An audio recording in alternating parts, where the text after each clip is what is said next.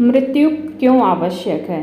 हर कोई मृत्यु से डरता है, लेकिन जन्म और मृत्यु सृष्टि के नियम हैं। यह ब्रह्मांड के संतुलन के लिए आवश्यक है। इसके बिना मनुष्य एक दूसरे पर हावी हो जाते हैं। कैसे? इस कहानी से जानिए।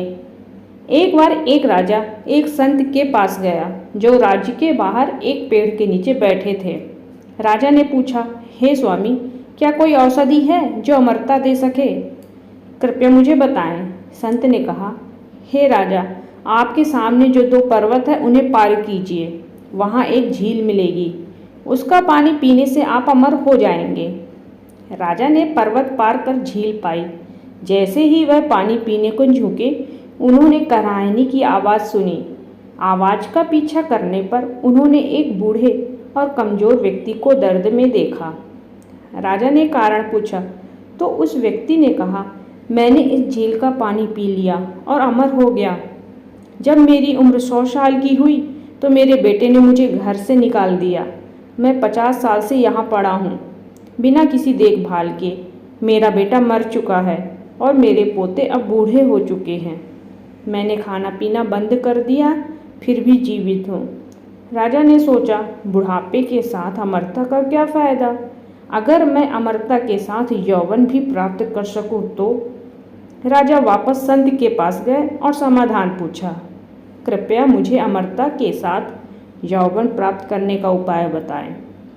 संत ने कहा, झील पार करने के बाद आपको एक और पर्वत मिलेगा, उसे पार करिए और एक पेड़ मिलेगा जिस पर पीले फल लगे होंगे। उन फलों में से एक खा लीजिए, आपको अमरता के साथ यौवन भी मिल जाएगा। राजा ने दूसरा पर्वत पार किया और एक पेड़ देखा जिस पर पीले फल लगे थे। जैसे ही उन्होंने फल तोड़ने के लिए हाथ बढ़ाया, उन्हें तेज बहस और लड़ाई की आवाज़ें सुनाई दी। उन्होंने सोचा, इस सुनसान जगह में कौन झगड़ सकता है? राजा ने 4 जवान आदमियों को ऊंची आवाज़ में झगड़ते देखा।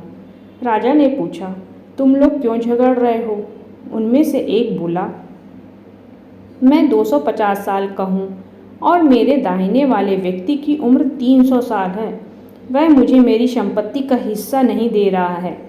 जब राजा ने दाहिने वाले व्यक्ति से पूछा, उसने कहा, मेरा पिता जो 350 साल का है अभी भी जीवित है और उसने मुझे मेरा हिस्सा नहीं दिया, तो मैं अपने बेटे को कैसे दूं?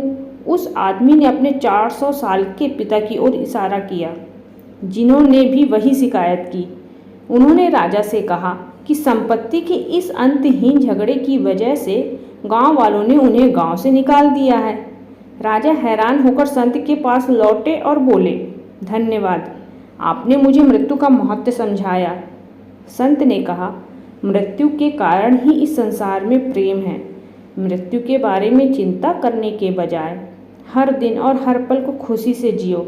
खुद को बदलो, दुनिया बदल जाएगी। जब आप स्नान करते समय भगवान का नाम लेते हैं तो वह एक पवित्र स्नान बन जाता है। जब आप खाना खाते समय नाम लेते हैं तो वह भोजन प्रसाद बन जाता है। जब आप चलते चलते समय नाम लेते हैं तो वह एक तीर्थ यात्रा बन जाती है। जब आप खाना पकाते समय नाम लेते हैं तो वह भोजन दिव्य बन जाता है।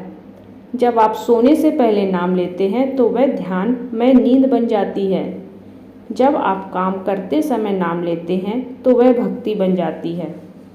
जब आप घर में नाम लेते हैं तो वह घर मंदिर बन जाता है। अगर आपको यह बातें सही लगी तो एक लाइक ज़रूर करें और चैनल को सब्सक्राइब करना ना भूलें। धन्यवाद।